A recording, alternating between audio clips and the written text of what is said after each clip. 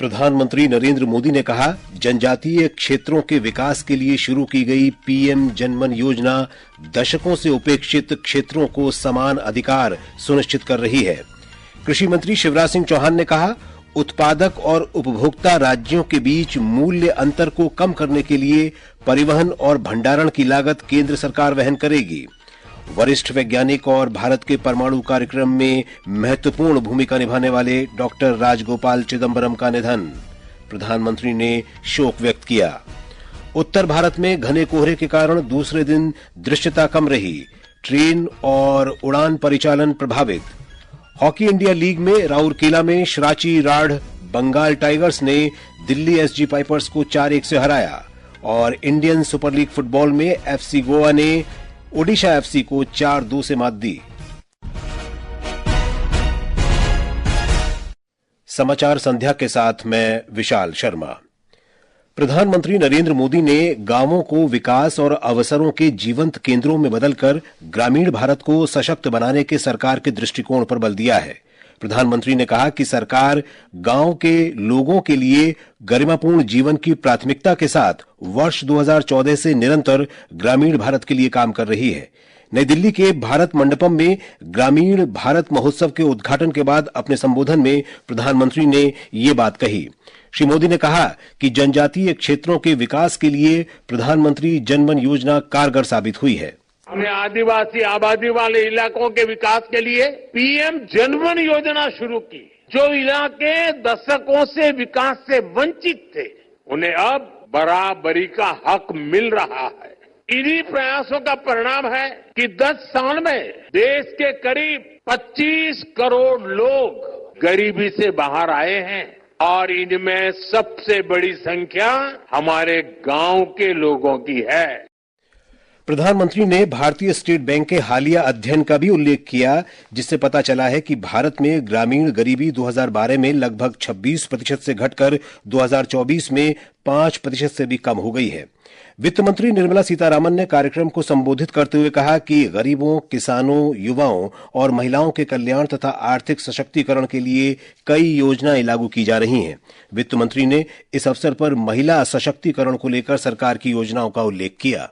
Women's empowerment के लिए आपने बहुत सारे काम कर रहे हैं। ड्रोन दीदी हो, लखपति दीदी हो, एसएचजीज के द्वारा महिला का सशक्तिकरण का कार्यक्रम हो, ऐसे एफपीओस में आज महिला हो, फार्मर प्रोड्यूसर ऑर्गेनाइजेशंस में और कोऑपरेटिव सोसाइटीज के द्वारा भी बहुत सारे महिला सशक्तिकरण के काम है और उसमें बजट के द्वारा भी प्रावधान किया गया है। प्रधानमंत्री नरेंद्र मोदी कल दिल्ली में 12,200 करोड़ रुपए से अधिक की लागत वाली कई विकास परियोजनाओं का उद्घाटन और शिलान्यास करेंगे। प्रधानमंत्री साहिबाबाद और न्यू अशोकनगर के बीच लगभग 4,600 करोड़ रुपए की लागत वाली दिल्ली गाजियाबाद मेरठ नमो भारत कॉरिडोर के 13 किलोमीटर के हिस्से का उद्घाटन करेंगे।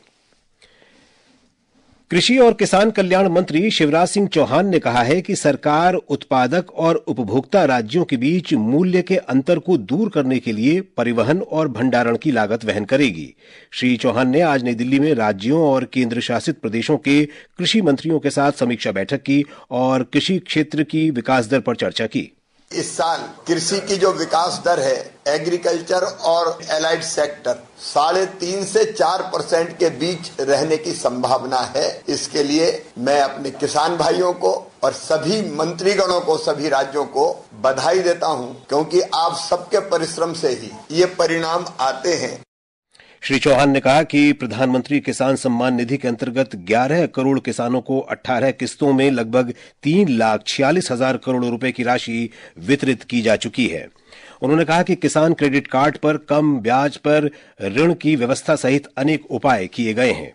ये समाचार हमारी वेबसाइट www.newsonair.gov.in और हमारे न्यूज ऑन एआईआर ऐप पर भी उपलब्ध हैं।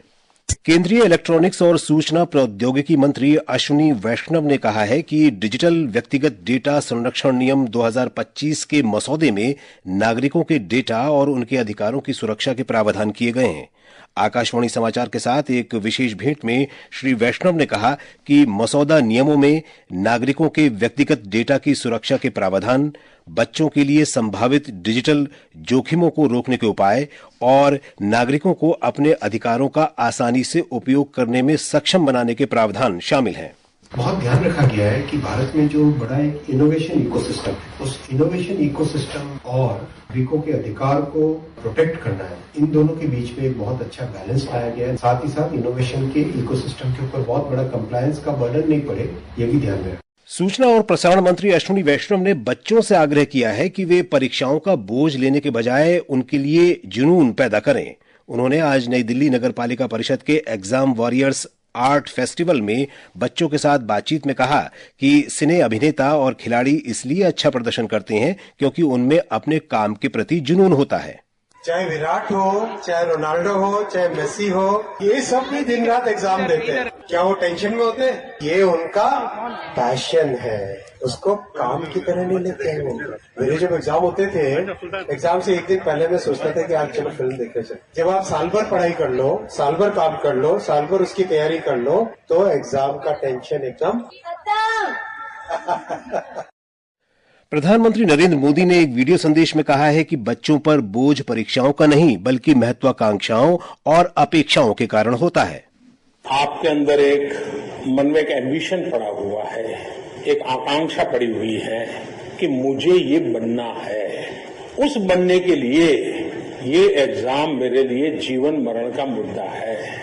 अगर मैं विफल रहा या विफल रही तो आगे के सारे दरवाजे बंद हो जाएंगे, तो मैं शायद जीवन में निकम्मा हो जाऊंगा। ये टेंशन है। भारत के परमाणु कार्यक्रम में प्रमुख भूमिका निभाने वाले वरिष्ठ वैज्ञानिक डॉक्टर राजगोपाल चिदम्बरम का आज सवेरे मुंबई के एक अस्पताल में निधन हो गया। वे 88 वर्ष के थे। उन्होंने वर्ष 1974 में भारत के पहले परमाणु परीक्षण और 1998 में पोखरण द्वितीय परीक्षण कार्यक्रम में महत्वपूर्ण योगदान दिया था। डॉक्टर चिदम्बरम ने भारत सरकार के प्रधान वैज्ञानिक सलाहकार, भाभा परमाणु अनुसंधान केंद्र के निदेशक और परमाणु ऊर्जा आयोग के अध्यक्ष का पद भी संभाला था। उन्हें 1975 में पद्मश्री और 1992 में पद्म विभूषण से सम्मानित किया गया था। प्रधानमंत्री नरेंद्र मोदी ने उनके निधन पर शोक व्यक्त किया है। श्री मोदी ने कहा है कि डॉक्टर चिदम्बरम ने भारत के परमाणु कार्यक्रम में प्रमुख भूमिका निभाई। प्रधानमंत्री ने भारत की वैज्ञानिक और रणनीतिक क्षमताओं को मजबूत करने में उनके योगदान की सराहना की। प्रधानमंत्री नरेंद्र मोदी ने आज नई दिल्ली में भारतीय उद्यमी एआई कंपनी VNI सिस्टम्स के मुख्य कार्यकारी अधिकारी विशाल सिक्का से बातचीत की। उन्होंने आर्टिफिशियल इंटेलिजेंस और देश पर इसके प्रभाव के बारे में विस्तार से चर्चा की। श्री मोदी ने एक सोशल मीडिया पोस्ट में कहा कि भारत नवाचार पर ध्यान केंद्रित करते हुए युवाओं के लिए अवसरों का सृजन करने के साथ आर्टिफिशियल इंटेलिजेंस में अग्रणी बनने के लिए प्रतिबद्ध है। ये समाचार आकाशवाणी से प्रसारित किए जा रहे हैं। ताजा समाचार जानने के लिए आप हमारे social media handle x@AIR News Hindi को फॉलो कर सकते हैं। सबके लिए सामाजिक सुरक्षा, अटल पेंशन योजना, मोदी जी का संकल्प। योजना उन नौजवानों के लिए है ताकि आप जब 60 साल के होंगे आपको कभी किसी के सहारे की जरूरत न पड़े, आप अपना बुढ़ापा भी गौरव के साथ बिता सको। अब तक इस योजना से 7 करोड़ से अधिक लाभार्थी जुड़ चुके हैं। अगर आप भी 18 से 40 साल की उम्र के हैं तो मासिक अटल पेंशन सहित योजना के 3 गारंटीड फायदों की जानकारी के लिए अपने बैंक शाखा से संपर्क करें।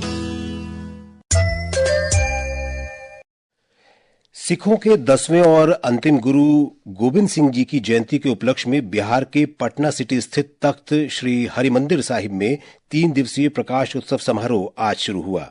तख्त श्री हरिमंदिर साहिब गुरु गोविंद सिंह जी का जन्म स्थान है। गुरु गोविंद सिंह जी महाराज के 358वें प्रकाश उत्सव की शुरुआत आज बड़ी प्रभात फेरी के साथ हुई। तख्त श्री हरिमंदिर साहिब से निकली प्रभात फेरी ने पटना सिटी के कई क्षेत्रों का भ्रमण किया। तख्त श्री हरिमंदिर साहिब में अखंड पाठ का आयोजन किया जा रहा है। आज रात्रि 9 बजे से कवि दरबार का आयोजन किया जाएगा। दूर दूर से आए सिख श्रद्धालु पटना साहिब के आसपास स्थित बाल लीला गुरुद्वारा, गुरु का बाग, हांडी साहिब, गाय घाट और कंगन घाट गुरुद्वारों में भी प्रार्थना कर रहे हैं। धर्मेंद्र कुमार राय, आकाशवाणी समाचार, पटना। देश के उत्तरी क्षेत्र में घने कोहरे के कारण कई ट्रेनों की आवाजाही प्रभावित हुई है। रेलवे के अनुसार दिल्ली आने वाली लगभग 40 ट्रेनें 5 घंटे तक की देरी से चल रही हैं। यात्रियों को अपनी ट्रेन यात्रा के लिए स्टेशन पर पहुंचने से पहले ट्रेनों की ताजा स्थिति की जांच करने की सलाह दी गई है। वहीं नई दिल्ली के इंदिरा गांधी अंतर्राष्ट्रीय हवाई अड्डे पर अंतर्राष्ट्रीय और घरेलू सहित 45 उड़ानें रद्द कर दी गई हैं।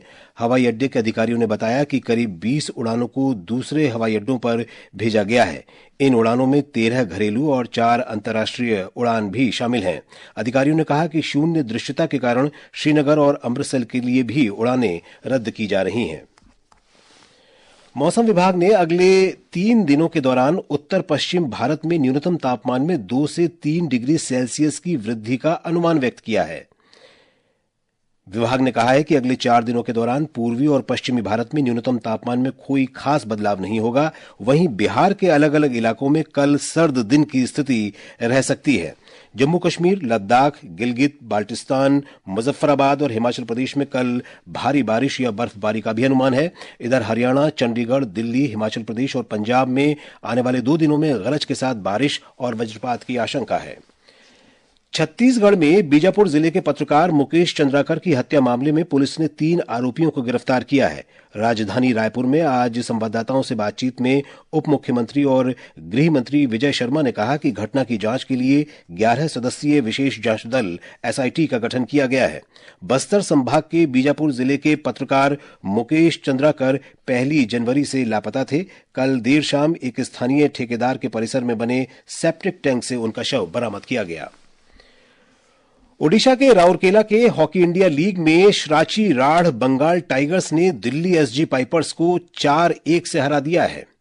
बंगाल के लिए जुगराज सिंह ने 2, सुखजीत और अभिषेक ने 1-1 गोल किया। इस समय हैदराबाद तूफान्स का मुकाबला गुनासिका से हो रहा है। ताजा समाचार मिलने तक दोनों टीम 1-1 गोल कर बराबरी पर हैं। भुवनेश्वर में Indian super league football tournament में गोवा एफसी ने ओडिशा एफसी को 4-2 से हरा दिया है। इस समय जमशेदपुर एफसी का मुकाबला बेंगलुरु एफसी से जारी है। ताजा समाचार मिलने तक बेंगलुरु ने 1-0 की बढ़त बना ली है।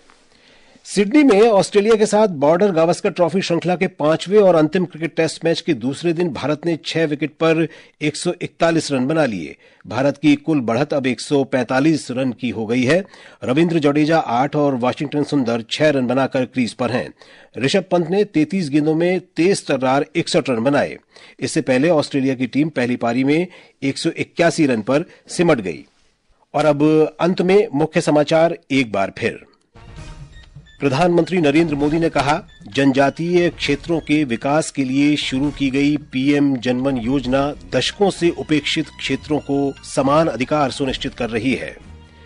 कृषि मंत्री शिवराज सिंह चौहान ने कहा, उत्पादक और उपभोक्ता राज्यों के बीच मूल्य अंतर को कम करने के लिए परिवहन और भंडारण की लागत केंद्र सरकार वहन करेगी।